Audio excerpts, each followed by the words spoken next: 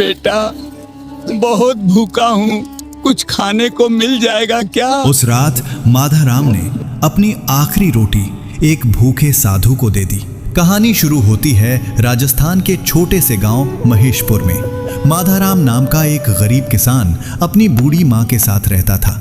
उनके घर में इतना भी धन नहीं था कि रोज पेट भर खाना मिल सके, लेकिन माधाराम के पास एक बहुत बड़ी दौलत थी और वो थी भगवान शिव पर उसका अटूट विश्वास। हर सुबह सूरज निकलने से पहले माधाराम नदी किनारे जाता, एक लोटा जल भरता और गांव के पुराने शिव मंदिर में जाकर हाथ जोड़कर कहता, भोलेनाथ मेरे पास देने को कुछ नहीं, बस मेरा विश्वास ही स्वीकार कर लीजिए। गांव वाले उसे देखकर हंसते थे। वे कहते, भूखे पेट भक्ति करने से क्या होगा, भगवान कभी किसी के सामने नहीं आते। लेकिन माधाराम मुस्कुराकर बस इतना कहता, भगवान मंदिर की मूर्ति में ही नहीं, सच्चे दिल में भी रहते हैं। एक दिन घर में खाने के लिए सिर्फ एक आखिरी रोटी बची थी। माँ ने वो रोटी माधाराम को देते हुए कहा, बेटा तू खा ले, सुबह से कुछ नहीं खाया है। माधाराम जैसे ही खाने बैठा, तभी झोपड़ी के बाहर से एक कमजोर आवाज आई, बेटा बहुत भूखा हूँ, कुछ खाने को मिल जाएगा क्या?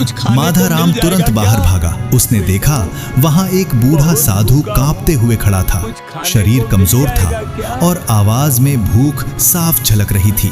माधाराम ने बिना एक पल सोचे अपनी आखिरी रोटी उसी साधु को दे दी। साधु ने कांपते हाथों से रोटी ली और माधाराम को आशीर्वाद देकर चला गया।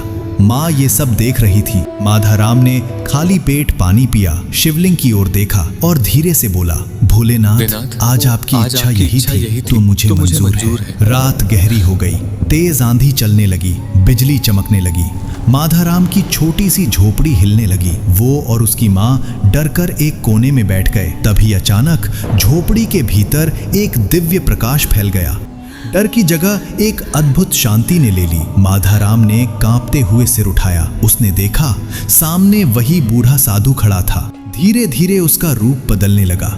वो स्वयं भगवान शिव थे। ये दृश्य देखकर माधाराम और उसकी माँ की आंखों से आंसू बहने लगे। दोनों रोते हुए भगवान शिव के चरणों में गिर पड़े। तब भगवान शिव ने प्रेम से कहा, दुनिया मुझे फूल, मिठाई और सोना चढ़ाती है। तुमने अपनी आखिरी रोटी देकर साबित कर दिया कि सच्ची भक्ति क्या होती है। भगवान शिव ने अपना वरद हस्त माधाराम के सिर पर रखा और उसे आशीर्वाद दिया। अगर आपको भी भगवान शिव पर अटूट विश्वास है तो कमेंट में लिखिए, हर हर महादेव।